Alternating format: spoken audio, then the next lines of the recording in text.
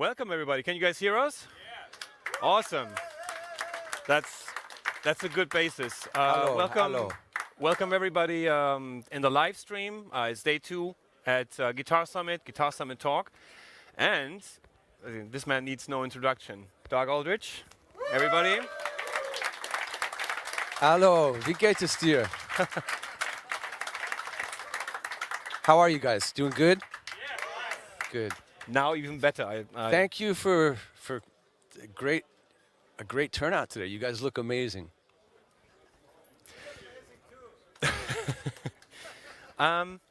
So you are obviously mostly known for your work with Whitesnake, but then again, I have to check my list. You participated in so many things. You played with Dio, Lion, Hurricane, House of Lords, Revolution Saints. You were actually performing in a production show in Las Vegas.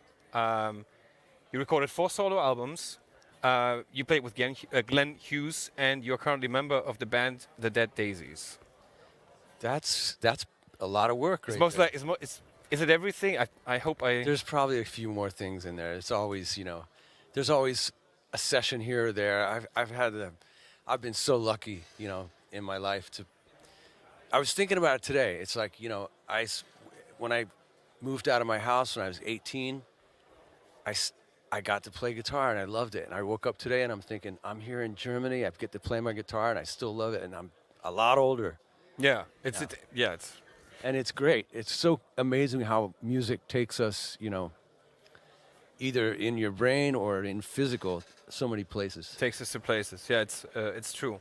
So if we roll back a little bit in time, I've read that it was pretty much Jeff Beck or listening to Jeff Beck that inspired you to pick up a guitar and pursue that. Yeah, I wanna play as well.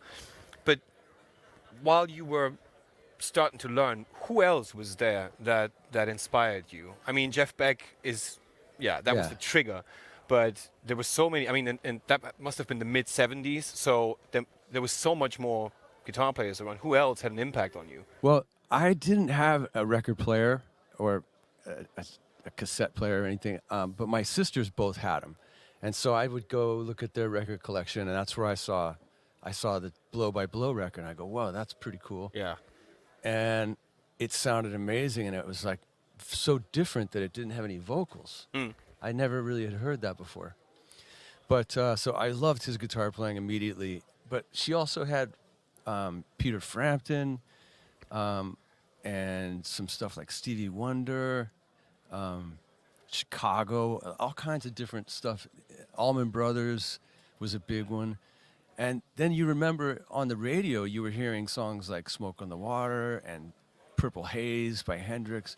So all that stuff was getting in my ear, and there was a lot of pop music too, It's true. Yeah. from the 70s pop or melodic rock, soft rock. That was on there. But I think Jimmy Page was the next big hit because Yeah. those riffs, That was different. the Zeppelin 2 with Whole Lotta Love and just that whole album, top to bottom, was just so cool. And that was really what I zoned out on a lot. That and Beck. But later, of course, everybody came into the picture. It's true. Yeah, you mentioned a couple of bands, not necessarily like single guitar players. You mentioned a couple of bands, and the whole like Guitar Hero thing later. It definitely exploded way more than at that time. When you started, did you have sort of a practice routine, or was it really just listening to and playing along to records? So in the very beginning, I couldn't do much. I mean, I started, back in the 70s, there wasn't any distraction in the summertime. There was nothing to do if, say, for example, your mates went away for the summer. So you're sitting there and you're like, what can I do? You can skateboard or something. But my younger sister had a classical guitar and she had a book with some chords. Yeah. So that's the first thing I started. And I really loved the sound of it. The nylon strings was beautiful. Yeah. I love that. Then I got an electric guitar and I was listening to electric rock and stuff, but I couldn't play that. I couldn't play anything. I was just still, I played the funniest version of Smoke on the Water that, with the wrong chords, but it was emulating the riff, but Yeah. just in the key of E. And then I would do a little thing with the A where I slid a half step. Anyways, it took me a long time. Little by little, somebody would show me something. When I learned the bar chord, where you can move your chord up and down the neck. Most of you guys are guitar players, but for those who aren't, that was a mind blower. Yeah. And then you learn a little lick, or you see somebody do something, and little by little by little, that's how it was for me. I was definitely a rhythm guitar player through most of high school. Yeah. And and that's obviously the difference with today. Today, the only thing you need to do is you go on YouTube and hopefully somebody competent, tells you this is how you play Smoke on the Water and this is how you play Whole Lotta Love, for example, and then you pick it up. And that was, that didn't exist in the 70s when you started. It was No, you had to do it by ear. You had to listen to the record, and you'd listen to it, and you'd use your ear, and you'd kind of move your hand around and kind of little by little find out, that sounds like the same timbre. Oh, wait, I see if I do that, then it makes this next part easier if I do it here versus over here. Yeah. So it's just by experimentation, like anything. I think doing it by ear is very important. Yeah. Of course, I've even gone on YouTube and looked at how did Jimmy Page do that thing, or what was the tuning, or whatever, the Rain song. But doing it by ear is really good, because sometimes Good training. yeah, you listen to the album. There was a song I was trying to learn the other day. It's 50 Ways to Leave Your Lover by Paul Simon. Yeah. Just because the chords in the verse are so cool, the little inversions, or it's just like a little harmony part. And I was watching on YouTube and it didn't sound right. Yeah. So then I went back to the record and listened to it, and then I started between the YouTube, which was partly right, and then my ear, I was able to get it where I thought it sounds better, sounds Okay. right. And so, it's funny too, because you guys know with the Dead Daisies, we have a drummer called Brian Tishy. Have you ever heard of him? So Brian's one of the all-time greatest drummers. He's insane. He's just, his pocket is so deep, and he makes whoever plays with him, he plays better. But he's a secret, amazing guitar player too. So he bought recently, last year, he bought a Eddie Van Halen, the black and white one, not Frankenstein, but the black and white one. And he's on this kick right now where if he's not playing drums, he's in his room learning Van Halen. And he goes on YouTube, and he'll like send me a text, and he'll be like, yeah, this dude's pretty good. I think he's got everything, but there's one small 16th note. He's doing an upstroke, and I think it's a downstroke. You can hear it, and he gets really passionate about it. Almost nerdy. It's awesome. And then he'll send me another YouTube clip and go, this guy's not happening. No, it's wrong. It's all wrong, And hey, check this guy out. Listen how sloppy he is. Or he'll go, whoa, this guy is he's nailed everything. So it's something fun, to do. So then, moving on. At some point, you finished high school, and then all of a sudden you're auditioning for Kiss. How did that go? It was good. I mean, I know how it went. Yeah. Unfortunately, but how was that had to be a surreal situation. You come out of high school, and suddenly you're in that room with the guys, and people might think hey, you didn't get the job with Kiss, but I look at it like that is a great experience that I was able to learn from. Yeah. And it really kicked me in the butt, because so I moved to Los Angeles. I'm just a kid. I don't know how to manage money. All my money goes away. you're super green in the head. I was 18, but I was more like really 14, and didn't know how to pay bills, didn't know anything. And so I got a job at a music store finally, but I was playing clubs immediately. I found a band. We formed a band, and we were playing it. It's called Gazzari's on the Sunset Strip, and it was a cool club that had 4 levels, and there'd be 3 stages on each level, and the bands would just take turns playing all night long. And so we played, and a girl came and said that she was Eric Carr, the drummer of Kiss. His girlfriend, right? Girlfriend. Yeah. And then a couple weeks later, he came, and I didn't believe it, but he came, and she said, I think you should audition for Kiss. I think they would like you.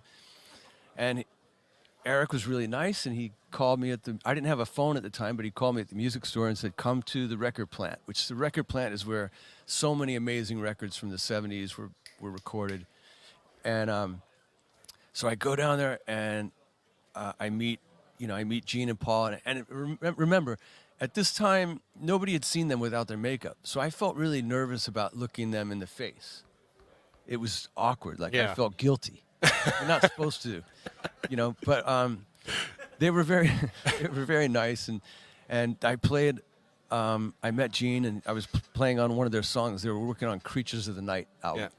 and there was a song I was playing on, and Gene goes, "Doug, do you ever play the major scale?" And I'm like, "Major scale? What's that?" And he goes, do, re, mi, fa, so. I go, "Oh, yeah, I know that." And I immediately thought of Michael Schenker, the great Michael Schenker, because by that time I had gotten really into UFO Yeah. and Michael Schenker group, and Michael was known for Mixolydian mode, so Yes. it's kind of a major sound. So I started playing, some licks Michael Schenker style, whatever. And he goes, "Okay, good." So he wrote down the songs, and he said, "We're going to jam next week. Is that cool?" And I was like, "Sure." So I go to the jam, and it's 4 stacks of Marshalls for me. And I had never played it with such a rig, and it was incredible playing, these songs with the guys, and Paul Stanley's in front of me shaking, and just, it was surreal. But I got done with the audition, and then they called me back a couple weeks later.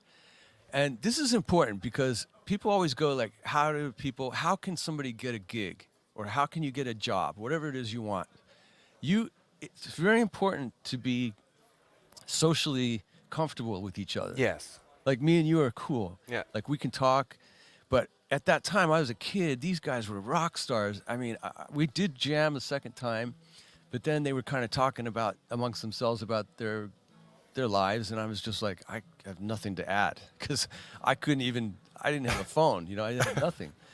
And these guys they're talking about who they're dating and their famous famous actresses and hanging with other rock stars. Oh, So yeah, okay. I think that at that point they realized this guy, he's a decent player. He could play good, but I don't think we could be on a bus with this guy for more than 15 minutes because it's not a good hang. So you really need to relate to the people that you want to work with, and Yeah. if it's a good fit, then you can work together a long time. Yeah, it's good advice. So, very good advice. Question band related. Most of the bands that you were in, I would consider to have like a wide lineup. So it's 2 guitar players, a bass player, drummer, singer, and maybe even someone playing the keys. But you also did a tour with Glenn Hughes, and that was a power trio. Yeah.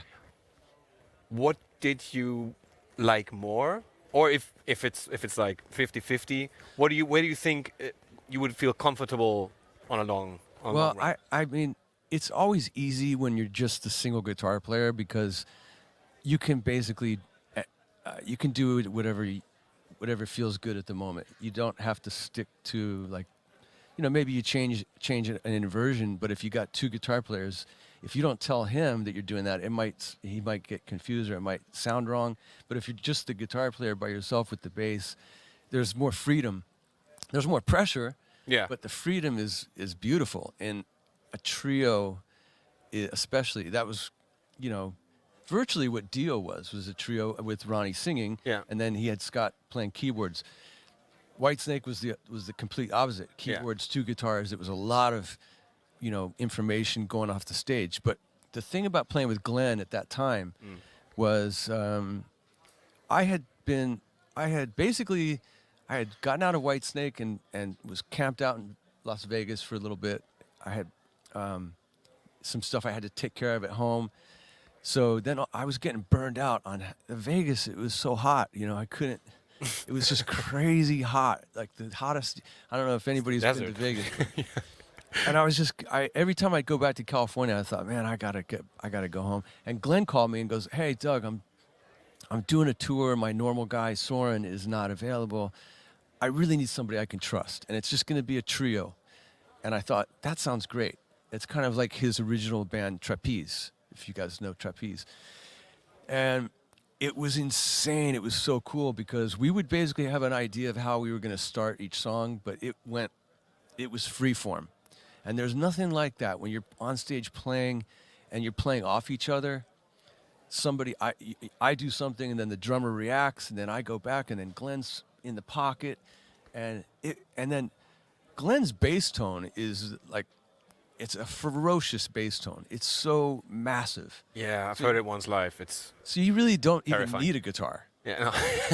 No. There'd be times he would just kind of walk up to the thing and the guy would put his bass on, all of a sudden, and it was like, wow. And then the drums would kick in. I was like, okay, you don't, Where's my space? it was great because I could just do it, whatever, on top. But it was very rewarding, and it felt great to be back playing live after being off the road for a while. Yeah. You mentioned Vegas. Here's another one thing versus the other question. 6 nights a week playing in Vegas, Yeah.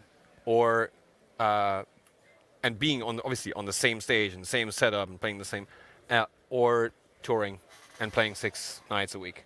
I mean, there's good things to both because at that time, basically, I had gone through a split up in a relationship and I had my son with me. So that gig in Vegas was perfect because they gave us like 2-room suite, a card that I could eat at the hotel 24 hours a day, get a hamburger at 4 in the morning, whatever. And my son, Dad, I want cereal. Okay, it's 6 a.m. Let's go.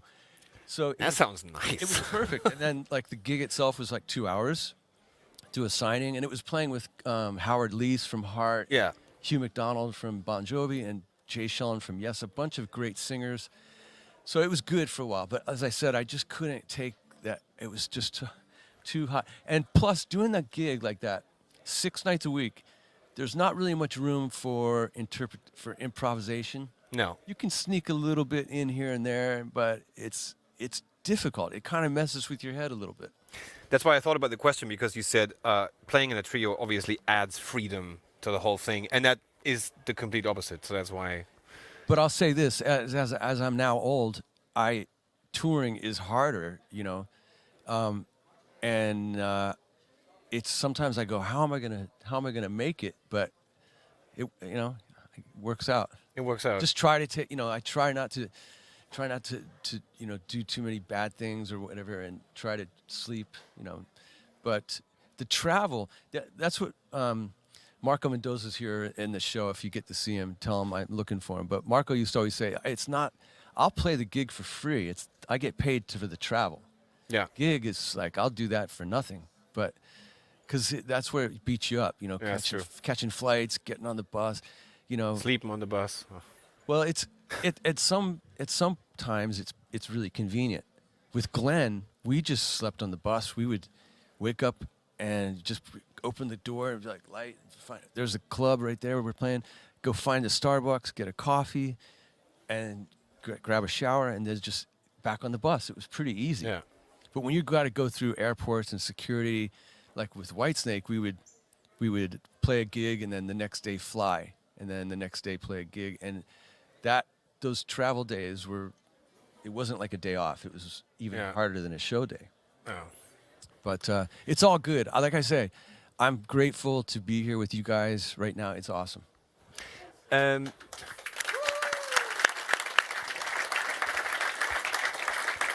So, getting into the nerdy gear kind of a part of the interview. So, looking at guitars over the years, you once had a Jackson signature model, actually, which was sort of power strat. Yeah. Super Strat. Or Super Strat, Power Strat. Yeah. Exactly.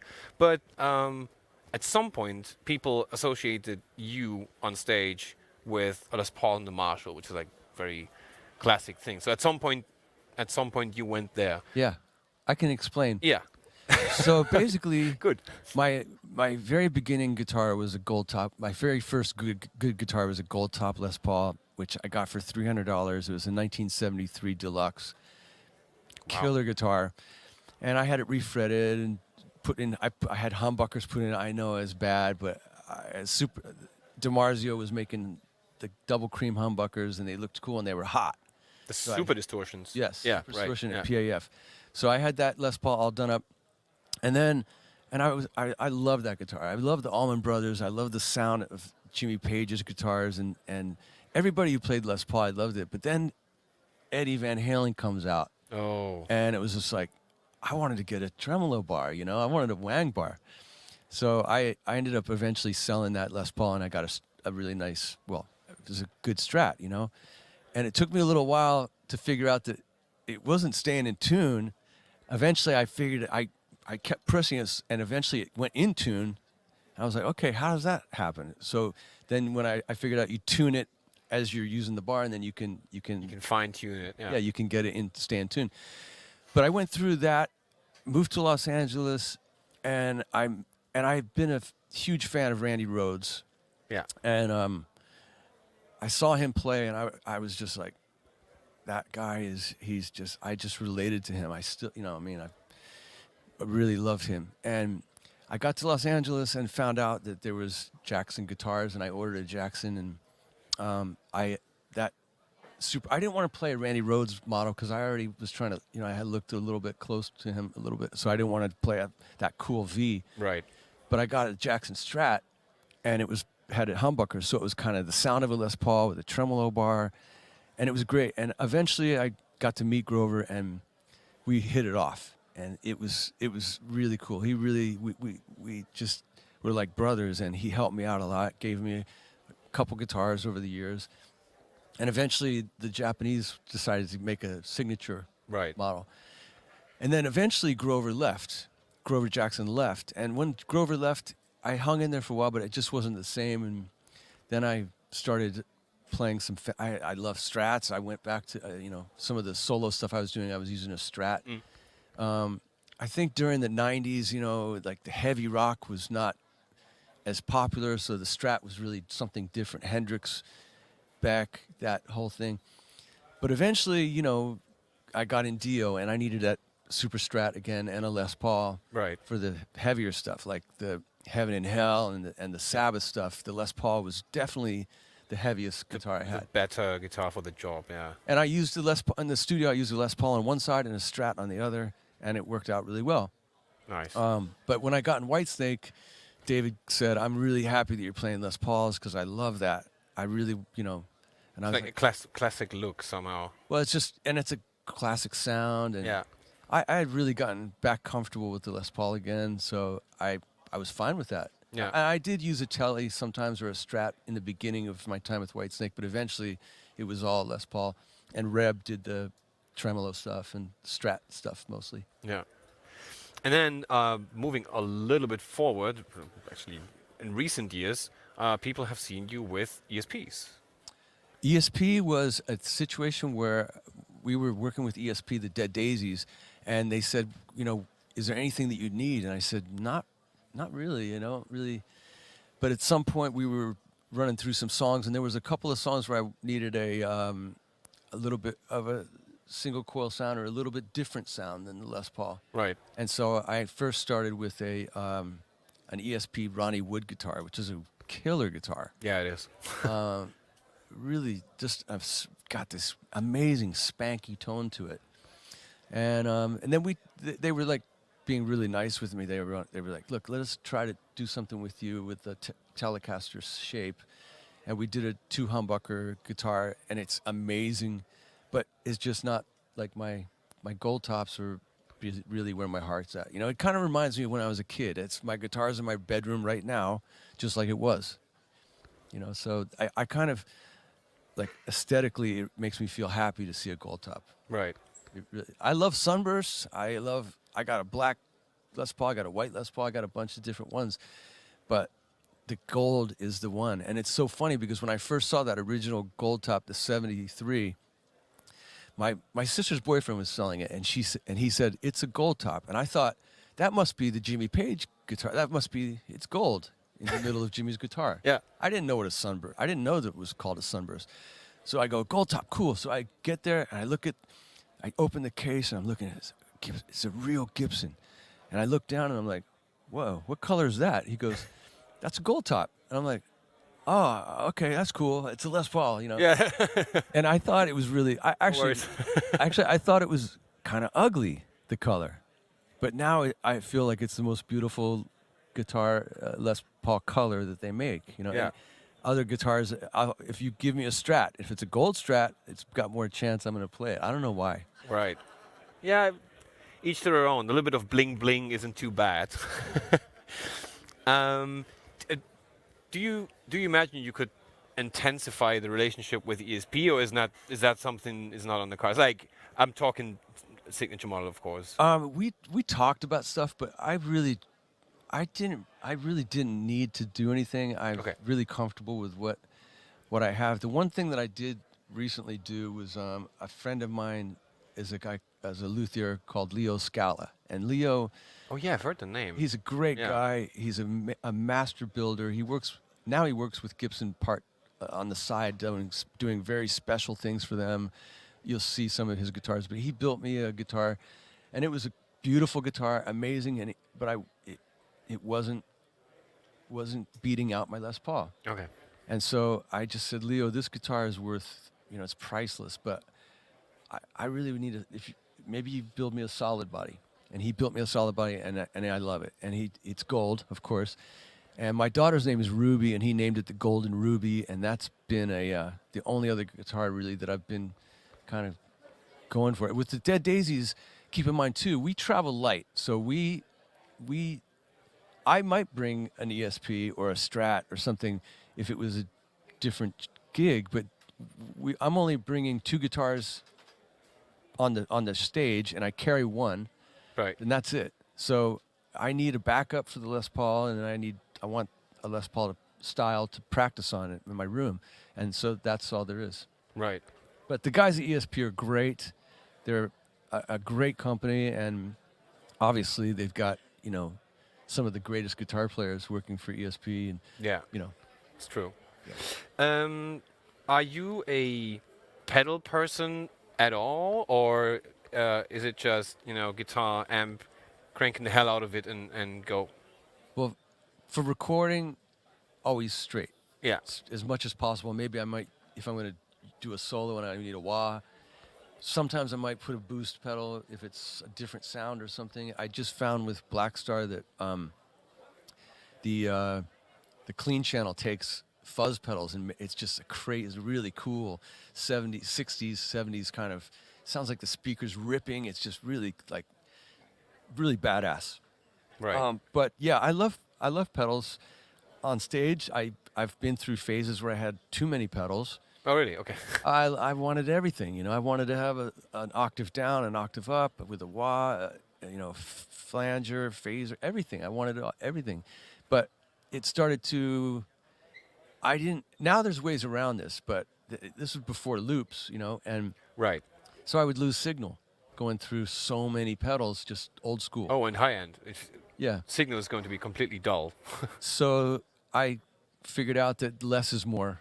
Yeah. And I basically will go through phases where I swap out different pedals for different times where I feel like I want something else. But I always have a Dunlop wah, Yeah. always. Okay. I love it. It's just ever since the Michael Schenker and Oh, he uses wah a lot. Yeah. Yeah. It's true. It's true. Yeah, less is more. Ingrid Malmsteen would disagree with you, I guess. You know his famous quote, right? Yeah.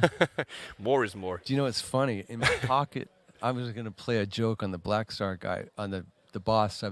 I wrote, in my pocket right here is a note that says more is more. 'Cause I was going to go Blackstar, more is more. And anyway. So, going back a little bit to music, because obviously, and the time that you're participating in the music industry, a lot has changed. Yes. But my question goes towards what kind of music are you listening these days? I listen to still my, I'll do a deep dive on something that I'll take a break. I'll listen to say Led Zeppelin for a long time and really get deep into it, and then I'll get burned out a little bit and take a break, and I'll move on to something else. But I still listen to the classic guitar players. I mean, Stevie Ray and Van Halen, and even guys like Pat Travers I used to love when I was a kid, and Rush. That stuff was great. But always Zeppelin, Beck, Clapton, Pete Townsend. I never realized how amazing a guitar player Pete Townsend was until, you know, 10, 15, 20 years ago. Right. When I was a kid, I didn't realize what he was doing was so cool, and his songwriting was so amazing. And then the same thing with David Gilmour. I mean, I love those records, but I wasn't like I wouldn't say David Gilmour was on my top 10 when I was a kid, but now he is. Yeah. You know, so it just changes. But I love that stuff. I still love 70s rock, you know, because it reminds me of when I was a kid. Every song reminds me of that time. There's a station that I play at my house. It's on Sirius XM. It's called Yacht Rock. Yeah. You know it? No. I don't. Okay. Anyway, Sadly, no. It's a regional. No. It's a regional thing. My Okay. question was also because it seems like sometimes when I listen to radio here in this country, I'm losing hope because it's. Yeah, you guys know what I'm talking about. It's the music sounds so synthetic in a way, and at least in the US, there's like so many radio stations that are specialized on, hey, this is rock, this is 70s rock, this is progressive rock. You have so much more choice. Anything from like recently that you discovered where you're like, that's a great album?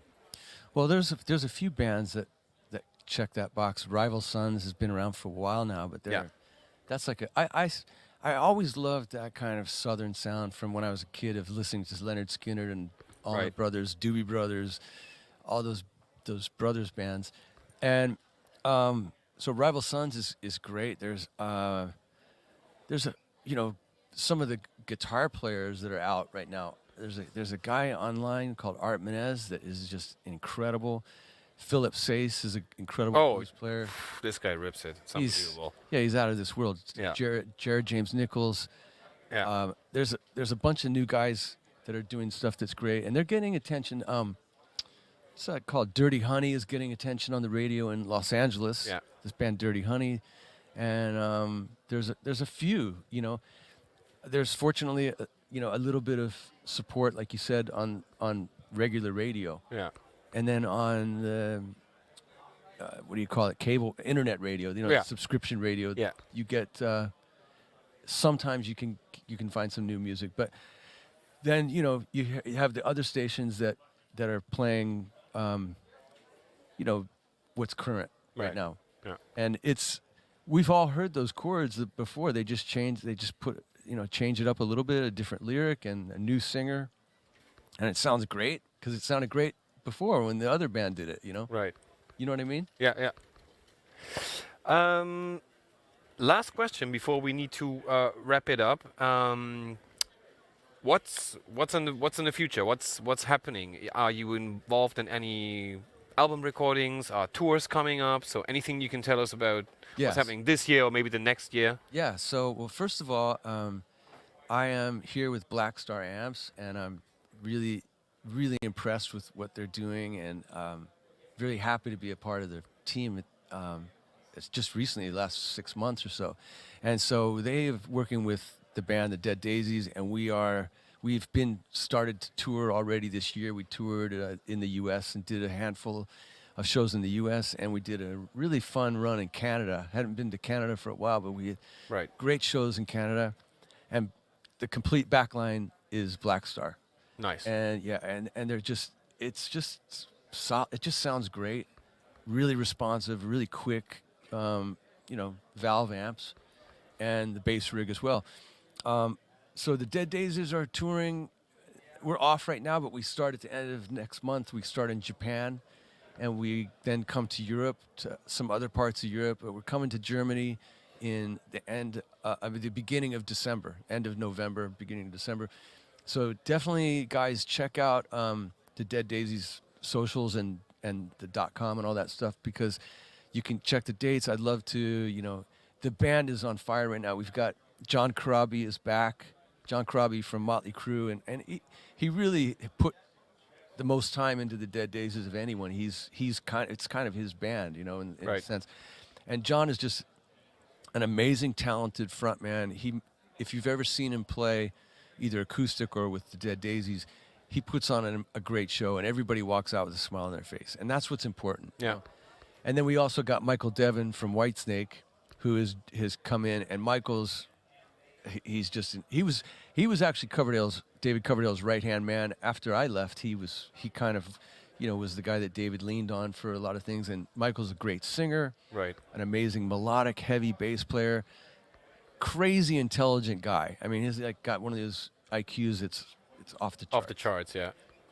When you spend 5 minutes with him, you're like, I would never have thought he knew all this, but he's great. And so, and Brian Tisci on drums, and me and David Lowy on guitar. If you come out, I guarantee you'll have a good time. We want to see you. We got to, get live music back happening again. As much, it's already happening, but Yeah. we're coming back. So we want to see you guys, and then who knows what next year, maybe we'll do some recording. Sounds like a great plan. Yeah. Thank you so much for taking the time. Thank you, Frank. Thank you, Thank guys. you guys for chiming in.